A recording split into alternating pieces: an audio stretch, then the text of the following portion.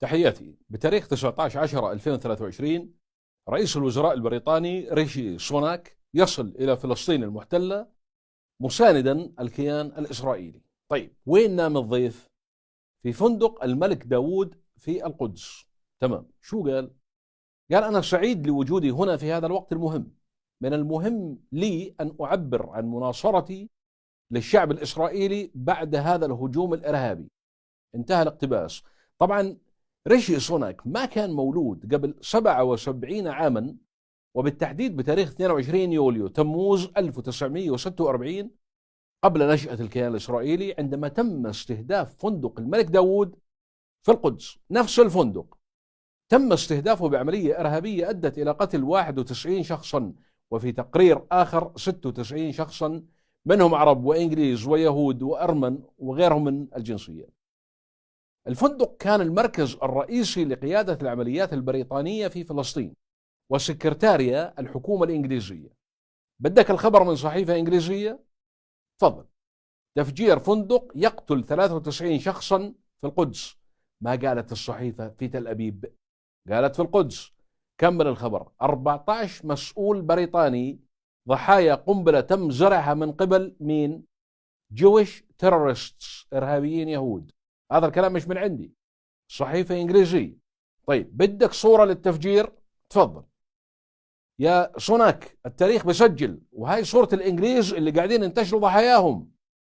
طيب شوف المقارنة بين الفندق اللي فجروه وبين المباني اللي فجروها مؤخرا في غزة. أنا حطيت لك إياها بالأبيض والأسود جنب بعض، خلينا نشوف إذا بتميز بينهم، وإذا بتميز بينهم راح أربحك نجمة أحسن لك من نجمة داود. إذا بدك الخبر صوت وصورة تفضل. The King David Hotel itself. It was in the wing on the right of the picture that the terrorists placed their explosive.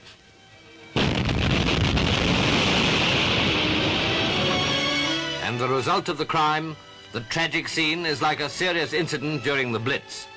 The hotel housed the British Army headquarters and the Palestine government offices, and casualties were very heavy.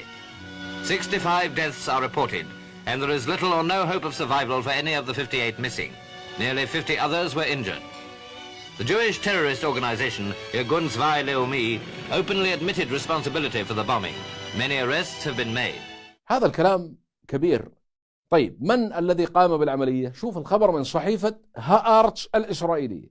عصابة الإرجون الصهيونية بقيادة مناحيم بيغن حاولوا، شوف كيف كتبوا الخبر، حاولوا أن يحذروا الإنجليز وطالبوهم بإخلاء الفندق، ولكن لم يستمع لهم أحد.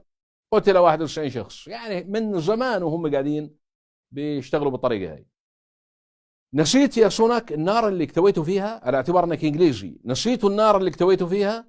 النار اللي اكتويتوا فيها تكتوي بها فلسطين الآن وانت نايم في نفس الفندق ولا همك. لكن انتبه. شفت مظاهرات لندن اليوم؟ مظاهرات لندن اليوم؟ تفضل. هذولا اللي فاهمين صح. أكبر مظاهرة في لندن من أكثر من 20 عاما. شوفير القطار فاهم صح. تفضل. Free Palestine. Hope you will have a blessed day today. Look after yourself. Give a big shout out to everybody. And keep all those people in your prayers. Have a good day. هذا شوفير قطار في لندن. شوف الشرفاء في العالم كلها أو كلهم فاهمين، لكن انتبه لما وصل له الحال ببعضكم من رداءة، وهي أن تخرجوا مواطن بريطاني في بريطانيا إجا يحضر فعالية رياضية، بتطلعوه من الفعالية الرياضية ليش؟ تفضل.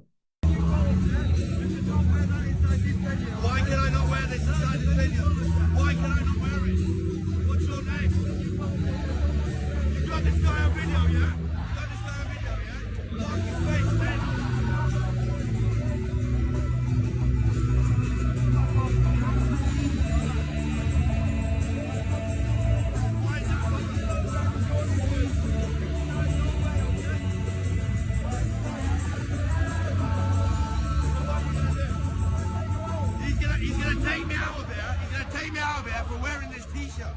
Why are you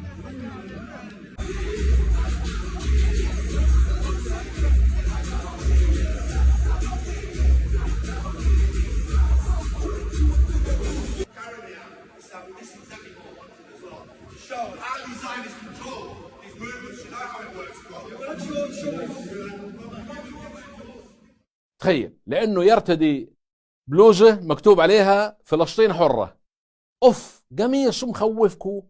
بالمناسبة هذا القميص تيشيرت الآن راح يشوفه ملايين. ليش؟ اسمع ليش. قال تعالى: وإذ يمكر بك الذين كفروا ليثبتوك أو يقتلوك أو يخرجوك ويمكرون ويمكر الله والله خير الماكرين. صدق الله العظيم. أنا أتمنى من أي شخص شريف يشاهد هذا الفيلم الآن إنه يشيره ويشاركه ليراه كل شخص في العالم. شيره على الفيسبوك والإنستغرام والواتساب وتويتر وشاري على السطح عندك. خليه يلف الأرض مليون مرة عشان يتعلموا ينحازوا بهذه الطريقة المقرفة والغير إنسانية والغير حضارية. فلسطين حرة وإن كانت تبدو وكأنها في قبضة الصهاينة ومن لف لفهم، فهذا وهم. اليوم فلسطين حرة وهي تتقبل بصدر رحب وصدور مفتوحة كل نيرانكم ولا تركع. في فلسطين قوم لا يركع إلا لله ولا ينحني إلا لتقبيل الشهيد. لاحظ ماذا قال الله في كتابه العزيز: بسم الله الرحمن الرحيم: إن يمسسكم قرح فقد مس القوم قرح مثله وتلك الأيام نداولها بين الناس وليعلم الله الذين آمنوا ويتخذ منكم شهداء والله لا يحب الظالمين. صدق الله العظيم. لاحظ ماذا قال: ويتخذ منكم شهداء. هاي الشهادة مش أي واحد بحصل عليها، هي اصطفاء. عشان هيك يركعوا ليقبلوا الشهيد. في فلسطين قوم لا يركع إلا لله ولا ينحنوا إلا لتقبيل الشهداء، وسيعيشوا صقورا طائرين وسيموتوا أسودا شامخين، وليعلم الجميع بأننا كلنا فلسطين. تاريخ ليس يوم ولا سنة، بل التاريخ أيام يداولها الله بين الناس، والقصة عمرها مش يوم، مئات السنين. يروى عن رئيس الوزراء البريطاني وينستون تشرشل لما كان في رؤساء عن صح، بينما كان في البرلمان الإنجليزي وبسولف نطت نائب اسمها بيسي برادوك، قالت له: وينستون أنت سكران، والأهم أنك سكران بشكل مقرف. قال لها: سيدتي أنت بشعة، والأهم أنك بشعة بشكل مقرف، لكن بكرة صباحا أنا بصبح مش سكران، لكن أنت بتظلك بشعة وبشكل مقرف. افهمها مثل ما بدك وخذ الكلام المفيد. ومن الآخر قال تعالى في كتابه العزيز: وسيعلم الذين ظلموا أي منقلب ينقلبون. دخلتوا بوعد بالفور وراح تطلعوا بوعد الله. قال تعالى: وعد الله لا يخلف الله وعده ولكن أكثر الناس لا يعلمون. أي صورة هاي؟ الروم. وصلت ولا لا؟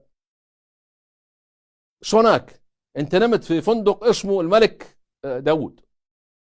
هل تعلم انه الملك داود سيدنا داود قتل جالوت بحجر وقضى عليه؟ يعطيك العافية.